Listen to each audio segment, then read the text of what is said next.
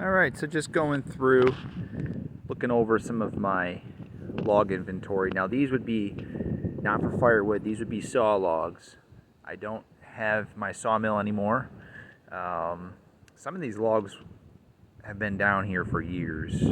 That's how little I used the mill, because it was always an off-season thing for me. And a lot of things pulled me away from using it, so I sent it down the road for now. But I'm just going to go through and see what I have on the ground here. Now we have two different species here.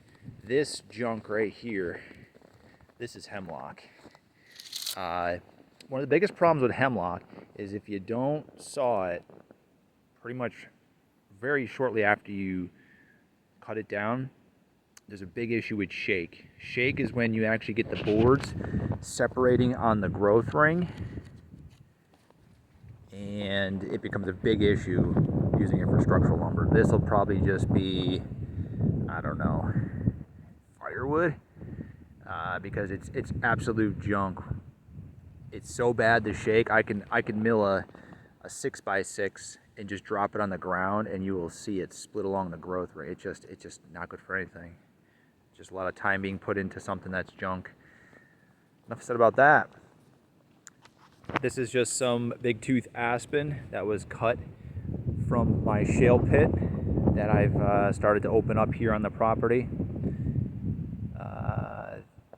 This is a hard softwood, similar to around here, similar to aspen, similar to cottonwood. We'll just make some good utility purpose lumber, and they're all nice and clear and straight. I cut them all to 10/6 and 12/6. Moving over, got a nice hickory right here. Two of them. I mean, that's, see if you can see that. It's a monster. And there's a lot of those on this property. Like that one there. There's one right here, and they're all throughout the property. So there's two right there. They'll get cut to length, because right now that log is probably, that bigger one there is probably 20 something feet. So they'll be cut to either 10s or 12s. I try not to cut the hardwood any longer than like 12. So any 8/6, 10/6, and 12/6, and that's just my personal preference. Going through the whole process of drying and all that over a number of years, and learning all the nuances of doing that. You know, the longer it is with the hardwood, you can get more twisting and cupping and, well, twisting and bowing. Anyway, everything else here, mostly red oak. Some of these on, where are they? There's a couple of sugar maple in here. They're in there. There they are. They're spacing this way. So, some good sized logs there. Bigger one. This one's probably about an 18-inch on that end. Obviously, rotten in the middle, but all your good wood is on the outside. As you get closer to the center of a log, which it took me a little while when I first started sawing to actually realize that your good wood isn't in the middle. That's where you're going to have a lot of defects from prior branches that might have, you don't any longer see the branches, but when the tree was younger, there would have been branches there and knots, and you got more defects toward the center. So you end up just sawing around all that, and you get your wider wood, your wider, clearer boards on the outside. So some sugar maple, red oak, a bunch of red oak here. More red oak. Some of these are pretty older. Starting to get some mushrooms on the end, but they're going to be nice and solid on the inside. I mean, that's a good sized log right there. That's a big one. My biggest ones are back behind me. I'm going to go over that pile in a second. Way over there. It's probably about 36 on the big end. It's about 12 feet long. These have been on the ground. Some of these right here, probably 3 or 4 years now. Starting to get a little bit of rot on the outside, but not a big deal. They're going to still have a lot of good lumber in them. All right, let's go over and look at some of the other ones. On my way over to the other pile, I just want to show some stacks of lumber that was milled. We got cherry, walnut, red oak. In the back, I got some timbers of hemlock and white pine. It's undercover. The biggest thing, some of the biggest things when sawing and drying lumber, you got to have it out of this the direct sunlight, which is key because you can dry it too fast in the sunlight, cause it to check and split on the exterior. Out of the rain, you're trying to dry it, and then the boards can't be touching each other. You have to have these spacers. They're often referenced as they're called stickers. Basically just a spacer. I got mine, this hardwood spaced 18 inches on center. The more you have, the less likely you're going to have issues with, you want a nice flat board. So the more you have, the better chance of that and having it on a nice flat base. All right, let's go over to the logs. Maybe we'll stop at the other wood shed right there and just see what we got in there. All right, you might have a little bit of wind noise. It's kind of blowing up here, the wind. So in here, here's another shed. Somewhat out of the direct sunlight, out of the rain. Stacked on some nice level timbers on the bottom. Every layer of boards is spaced with the stacking stickers. I usually stack about 4 feet wide, somewhere in that realm. There's hickory and cherry and oak in there, mostly all hardwood in there. A little bit of pine in the back. But I mentioned in the beginning of this video about hemlock. So this entire shed is made out of hemlock I milled off this property. I cut the trees down. This is probably 7 years ago or something. Cut them down, got them ran the mill like that same week, and no issue at all using it as structural lumber. These supports, these posts are 6x6 full dimension. Those are 6x9 inch. Those ones there, and I got 4x6s running that way. Nice little piece of live edge there. So it's not that it can't be used, the hemlock. It's just I've had issues not getting to milling the logs quickly enough and having issues with the shake. These here, they look like garbage, but this is black locust.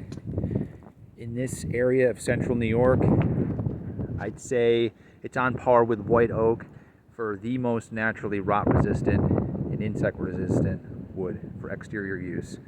So definitely gonna hang on to them.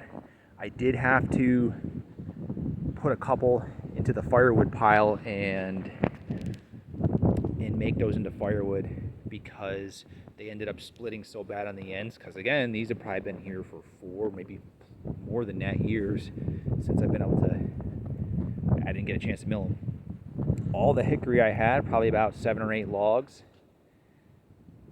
10, 12 footers, probably 10 to 13 inches in diameter. They all rotted. It's a very hard, good BTU value, good for firewood, very good for firewood. The hickory, which was there, but not rot resistant at all, and didn't last long out here. And then a little bit of walnut. Probably these 4 are black walnut. They were acquired from a tree guy years ago. They're gonna have a lot of character because there's a lot of big branches on the sides, but again, they've been sitting here a while. We've got some major cracking, which might be some issue as it runs kind of deep and into the wood that way. So we'll see. That one, cottonwood, massive.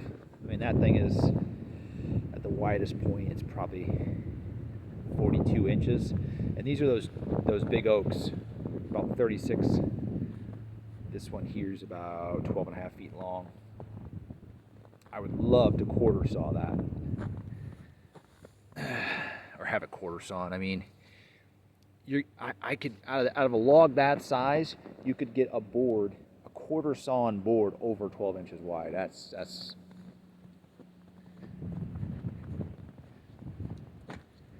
I got no words. That would be incredible. Firewood. Gonna try and get this wrapped up in the next week. Get that done for next year's supply. Be done with that. Going over here, a couple more logs. This little 3/4 cords is 100% hickory.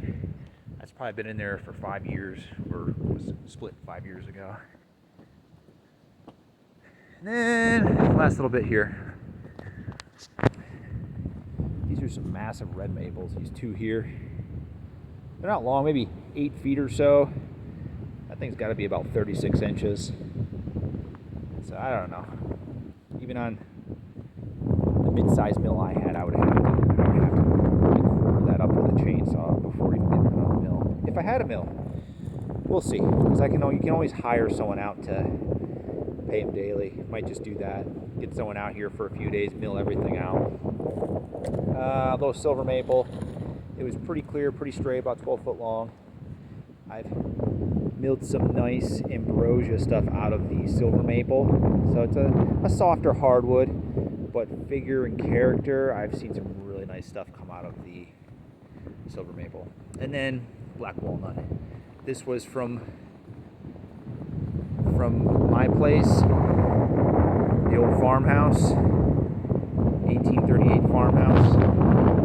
I got a video going back probably 2 years ago when I was working on the inside, but this came out of the backyard there. Some nice ones back here. That's probably about 14 plus feet, 13, 14 feet, these two. And that one's, I don't know, almost 24 inches maybe. This one's about 15 inches. So there'll be some nice lumber out of there. I kept some shorter ones for cookies, cutting cookies. It's about the only wood I would bother saving for such a thing. Otherwise, why would I save that? But I know people will take those, use those coasters and that kind of thing. All right, that's the take thus far.